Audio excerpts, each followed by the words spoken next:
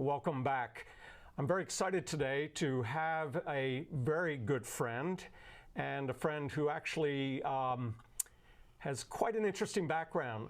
She isn't going to go into much detail, but she is a soprano. I know her from early years of having served and been with the Savoy Company, and that's where Mary Punshon, who is a historian and a secretary with the Lower Merion Baptist Church, and I've been involved with her in terms of helping with some cemetery issues, but at the same time our mutual love of history. So I thought it was important because of the location of Lower Merion Baptist Church, its wonderful historical narrative, in alignment with what we'll hopefully cover in some future episodes, aligning with the Harrington plantation. And it plays into an interesting story almost along the lines of the plantation and the church. But without further ado, I want to introduce my good friend, Mary Punshon. Punshon. Punshon. Punshon. Punshon. Hi. And Mary is, as I mentioned, the secretary with Lower Merion Baptist Church and a member of the church, and she does a lot of interesting things. But I was hoping you might tell a little bit about your role and how you got involved with the church. Well, I auditioned to be the alto soloist in 1980. I don't admit to being that old, but and I have been the soloist there ever since. I'm now the soprano soloist. Back then they had more soloists. And I was there for a long time, and I always loved the cemetery. That was like always, you know, the cemetery that spoke to me, that's where I want to be buried kind of feeling. The first day I walked in, I thought that. And I loved the church. But I spoke to one of the gentlemen who was on the cemetery committee, Ted Lawrence, who just passed away this summer. And he handed me some handwritten, a book of handwritten pages of who was buried in the cemetery. And at that time I was working as a computer programmer, so I was horrified that it was all handwritten. And so I spent about 9 months transcribing everything that was handwritten into a database. And I started with that, and then they made me be on the cemetery committee, so I've been on the board for a long time. And then a few years back, I retired from my computer programming job, and I became a part-time secretary there. But what is the age of the church? How long has it been around, and where's the location? Because we don't have a map here, but I think a lot of people we have spoken to who have said to us when they come into the cemetery or the church, they say, I've driven by here all my life, but I've never come in. So exactly where is the church? Well, the church is at the intersection of Roberts and New Gulf Road. It's right across the street from Bryn Mawr College. It's on the plantation of Harrington. Harrington House is very close, but if you are driving on Old Gulf Road, then Old Gulf Road turns right and becomes, New Gulf Road becomes Old Gulf Road. And if you go left, it becomes Roberts Road. So it's just north of Bryn Mawr. How old is the church? The church was organized. Some people were worshiping in an old schoolhouse on the Harrington plantation, and they got a minister to come in, Horatio Gates Jones, and it took him a couple years, but he finally got some people to be baptized, and so they got to about 19 people, and they decided to organize a real church, and that was in 1808. And then they got some money together and they built the first building in 1812. And we're putting for the folks watching right now and future viewers, you selected a few photographs which the producer and director are going to be putting up on the screen, showing some of the early shots of the church.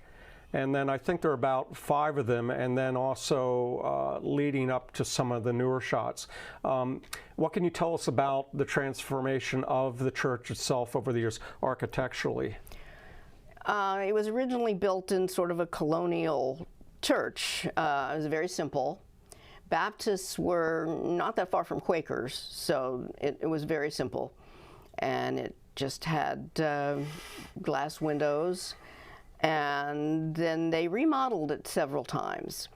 And in 1889, they did kind of a major remodel. They turned it around so that the door no longer faced the road, it faced sideways. And at that time, there was a gentleman, what's his name? Oh, it's just left me.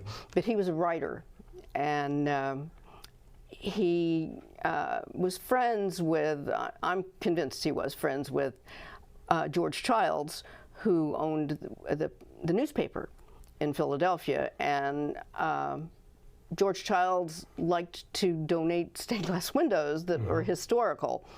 So he donated the stained glass window of Charles Thompson. Who was? Charles Thompson was, he lived at Hareton House. He married Hannah Harrison, who officially owned it. And he was the first Secretary of the Continental Congress, and he signed the Declaration of Independence, and he was the first American to translate the Bible from the Greek to the Septuagint Bible. And he did any number of things. You know, it's fascinating that one of the key components of this important interview with Mary and some subsequent ones, hopefully with some members of the church, is that this broadcast, we want to try to share with a lot of the folks that are now in so-called retirement facilities that grew up in this area. And we are very interested, the church particularly, in getting people's stories and realizing that the cemetery itself is a tapestry of time. And Franklin said, "Show me your cemeteries, I will show you, or I'll tell you who lived there." And though family may not be interned at the cemetery, but because of its age, the church, people well know, have grown up around this church. And again, the component that I've been exposed to more times than not, people coming in saying, "I've driven by here all my life. Oh my goodness, the sanctuary is beautiful, but I never stopped in." And so that's sort of why we're doing this presentation as initial piece. We know that a year ago we had students from Harriton High School come in and participate in some projects, and there is a shot of that cemetery by a drone company that came in. But there's some other shots of the cemetery that will pop up, including some restoration that's been ongoing there. But also Mary, being a fabulous photographer, she goes out there and takes photographs, and many times they go into the church bulletin. But there's that one shot that was taken at night or early morning. What was that one? It was at night. I was getting in my car to go home. It was in the winter. And I looked out there and I saw what looked like a tombstone. And I thought, that looks like a deer tombstone. We don't have any deer tombstones. We have some lambs, and but no deer. And then I watched, and it moved. And then it stood up, and Mama Deer came along, and they were really watching me. But that, you know, it wasn't an easy shot to get because I don't have the fanciest camera. I have an Apple camera, Apple phone. Well, the photographs you've taken are just very, very special. I know there's a shot that I believe I took one morning after the Sharp Monument had been finished. And what I find in cemeteries, and also from your standpoint, lighting is crucial. Early morning, capturing the light on the stones, being able to read epitaphs, but whether it's towards twilight or early morning. But for me, it was special for the Sharp Monument because it had just been finished. As with old cemeteries, sometimes objects or epitaphs or features on the monuments fall. And over the last couple of years had found an urn for that monument as well as the flame, and had installed those a year ago. And I'd been communicating with Mary and others from the church because I was trying to get more information about this. But when it was finished that early morning, I went out and boom, the light was hitting on it, and I posted it, and they included it in the bulletin. whether you're researching for names or trying to document, lighting is crucial. And again, the imagery and photographs are important. There's a series of steps on the corner of Lower Gulf Road and is it Roberts Road? What is the interchange there? Well, it's Roberts to the south and Old Gulf to the north, and then crossways is New Gulf. Okay, and we have two photographs that the director is going to put up, and they are of... The DAR. The DAR in the state of Pennsylvania. The state of Pennsylvania gave the granite, the stone, and the DAR gave the plaque. And it's got a list of what they knew then as the veterans of the Revolutionary War that lived in Lower Merion. So it's not just for our church, it's for the entire township. It's a crucial roadway at that juncture there, and obviously the history of Harrington Plantation. But what is interesting, my love of history, is that in the church history book, one of the early ones, it mentions an Alan McLean who was attacked by some British dragoons in the area. And in the courthouse down in Dover, there is a painting of this scene of Alan McLean being attacked by the dragoons. And the church archives mentioned that he was wounded, but he went to a nearby creek and treated his wounds. The photograph, or excuse me, the painting is intriguing because it really highlights one of the larger fields nearby in that region where possibly he had been injured. But again, as people race by in their cars today, these were wagon roads and just for horses and people walking, and probably very sleepy and bucolic, but times have changed. But the church is there, and it's a treasure trove. The bell tower is of interest for friends of mine who love bells. Can you tell me about that? And there is a bell there at the church? Yes, I think that's maybe either the second or the third bell. And I'm not exactly sure if it was in the 30s or the 50s that they put that actual bell is there. They reworked the bell tower a couple times, and I think that bell tower is from the early 50s when they added the education building. And it's kind of a fun place to go up into. I've never been like totally up to the top. I've just been in part of it. Have you climbed the steps or the ladder? I have not. No one ever strong enough to catch me has ever gone on a day when I was dressed appropriately, because it's kind of dirty up there. It's a good 30 feet or more, isn't it? Right, but we were having trouble like a year ago with the bell wouldn't ring because the rope broke. Mm-hmm. And we have a gentleman, Fred Miller, who essentially redid it, and we had leaking in there, so we had to have the whole roof or floor up there where the bell is redone, and then he had to go and redo the rope again. But you can, if you come by, we will let you ring the bell.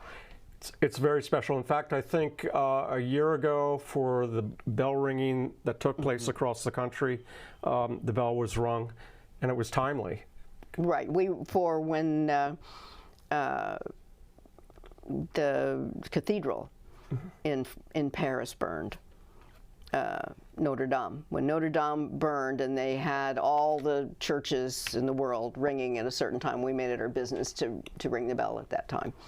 It was very special, and I think, again, the challenge anytime with churches is congregations get smaller, people move out of the area, but one of the things that's very endearing is that usually it's Memorial Day or Veterans Day, or sometimes it's a funeral. People come because they have an attachment with the church, and the stories are really, really special. And I think you took some photographs, again, when people speak about the sanctuary and how beautiful the church is architecturally. There's a pathway that leads to the entrance of the church, and then there's these beautiful gates. Tell me a little bit about what somebody will see if they walk down that pathway and proceed into the sanctuary. Hopefully the gates will be open. They were donated, I believe, by the Ristine family. I think we still have Peggy Shank, who her grandparents were Ristines. And they will hopefully be opened. They're lovely wrought iron gates. When the church is closed, then the gates are closed. But you walk through the door, and you walk through the narthex, the entrance to the sanctuary, and you go in, and on the left you'll see the Charles Thompson stained glass window. And there is a photograph of the 1812 Society, War of 1812 Society, that they had their color guard there about a year ago. And so I took their picture of all of them in front of the Charles Thompson window. And then as you go on straight, you'll go to the pulpit, and behind that is the Heaven Descending Dove stained glass window. And then there's some other windows that were all donated by whoever wanted to give the money for it, and I guess they got to pick it. Mr. Ashbridge donated the window to the left of the pulpit in honor of his wife's family, the Peckin family. I think that's how you pronounce it. There's a road named that in the area. There was a lot of family, but the Ashbridges lived very close. They were not members, but it's Ashbridge Park is still there. Their house is still there that they lived at. It's at Ashbridge Park, right there on Lancaster Pike. What is the connection with the Levering family? Are there any Leverings buried in the cemetery? There are. Okay, and so there's Levering's Mill Road. Well, we have a lot of mill owners that are buried in the cemetery. They were not necessarily church members, but there's some lovely, lovely monuments that the mill owners wrote. They had for their graves. That's the narrative, which I think is very powerful here, in that not oftentimes, but in certain situations, churches, sacred sites will just have members of the church buried there, and it seems this church has been very open. Yes, traditionally it was. Now we don't have a lot of spots left, so now it's essentially just open to church members or by special dispensation from the cemetery board. But we have some fascinating people. That's what I've been trying to document, of who's who in the cemetery. And we have Revolutionary War veterans, and we have a gentleman that sent letters to his dad from the Civil War, and it's so sad when he died. We have a paid assassin that was a revolutionary in the Russian Revolution, who was married to a math professor from Bryn Mawr College. Intrigued, the story goes on. We have writers and artists and the Oakleys are connected? The Oakleys, yeah. Okay. They were a family that was here a long time, and Amy Oakley was an artist. And she did books, didn't she? Or she did illustrations? Oh no, she wasn't the artist. The husband, Thornton Oakley, was the artist, and he did all kinds of industrial artwork for magazines and everything. But she wrote books. She wrote travel books, and he illustrated them. I have one in the display case that you can see of Pennsylvania, and it shows a picture of Bryn Mawr at May Day. It's got a lovely drawing that he drew. These stories, again, I'm prefacing that when the preview of this and is shown on cable TV, I'm hoping people from Beaumont and Waverly and even Whitehorse Village, other facilities in the area, and even viewers in the local region who may have some interesting stories to share or interested in learning a little bit more about this cemetery and the history. Mary is overwhelmed with many tasks, but I know if you came by the church or gave a call, she would appreciate it. We're also trying to have students that might come volunteer and help with the research end, what are some of the things that you could use, or the church could use, from somebody who's retired or interested in research or genealogy? Who might come and help you? One of the things that would help, is, and this is something you could do at home on your own computer, we have all of the diaries and the books of the trustees and the deacons. We have the books of telling what's happened in the church, and some of them are just fascinating. I think there was one lady that the deacons were very unhappy with her because she took in boarders, and she was washing one of her boarders' underwear, and so they asked her to leave the church. And the stories are very fun. High crimes and misdemeanors. Well, some of them were pretty racy about. There's a lot of that it's all needs to be transcribed. Sure. From handwritten, the handwriting to some kind of text. And if somebody likes to be outside, what we really need to do is have somebody go around and sort of do a survey of the cemetery to make sure that what we think we have, who we think is buried there, matches what the tombstones say, because that is not always the case. I mean, last week I discovered the Cassidy family, that their gravestones were there, but I didn't have them on my database because it was not on the lot cards, which is what I referred to.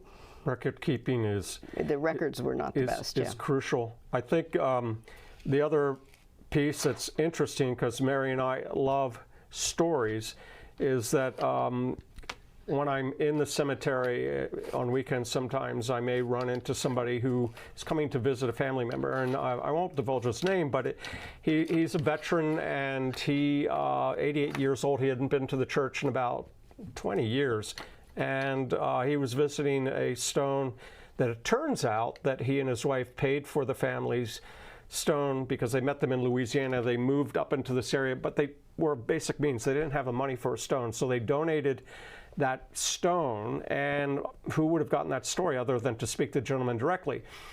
And then he told me he was a pilot in World War II. And so I asked him, and this is a great story because I love stories.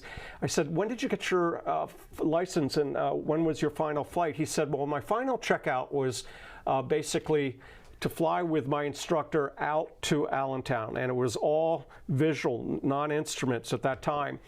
And the instructor said, I want you to land at Allentown Airport. And basically what was happening was the gentleman saw that his fuel gauge was very low.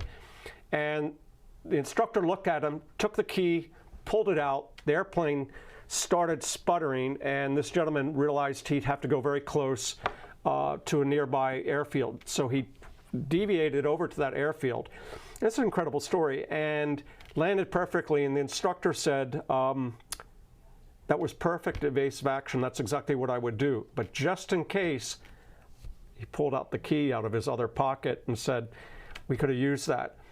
I guess my point being is, we spoke for about an hour, and he was talking how much he wanted that stone to be there, and put a flag because the gentleman served in World War I. And he said, by the way, when you're doing remediation there's a unmarked grave for a child that was buried there.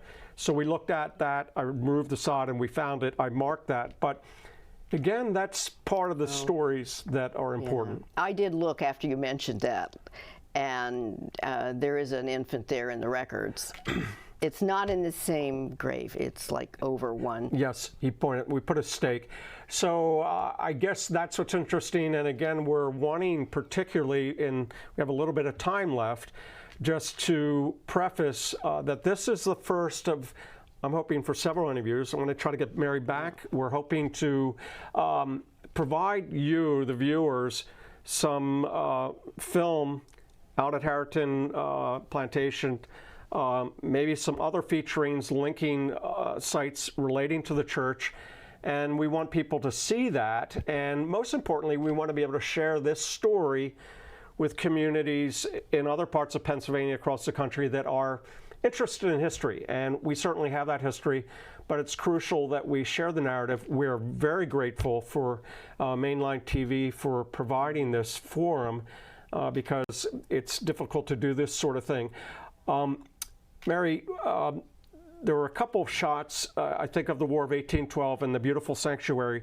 You mentioned the windows, but one of the things you've always been fascinated with is the crypt. And there's an interesting photograph taken with students, and they loved it. I think we had 12 people in that room. But tell us a little bit about the crypt, and we have about a couple minutes left. But the basement of the church, in the old part of the church, has a dirt floor. You can see the rock foundation and everything. And in the olden days, before they had bulldozers, if someone died in the winter when the ground was frozen, they had to have somewhere to put them. And so they have one room in the basement called the crypt, and they would put the bodies there. And they were platforms, and they would put them there.